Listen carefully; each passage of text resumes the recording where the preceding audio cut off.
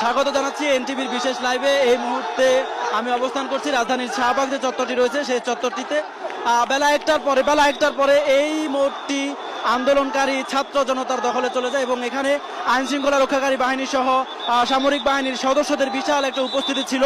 বেলা একটার পরে সায়েন্স ল্যাবের যে রাস্তাটি রয়েছে সেই রাস্তাটি এবং মৎস্য ভবনের যে রাস্তাটি রয়েছে সেই রাস্তা, এই দুই দিকের রাস্তা থেকে কয়েক হাজার ছাত্র জনতার মিছিল এখানে এসে পৌঁছায়। তখন সেনাবাহিনীর সদস্যদেরকে ফুল দিয়ে আন্দোলনকারীরা এই যে মোড়টি আছে সেই মোড়টিতে অবস্থান নেয়। তারা এই মোড়টি এখন সম্পূর্ণভাবে অবরুদ্ধ করে দেয় এবং এছাড়া এখানে সেনাবাহিনীর যে সামরিক বাহিনীর সদস্য রয়েছে তাদেরই শুধুমাত্র উপস্থিতি রয়েছে।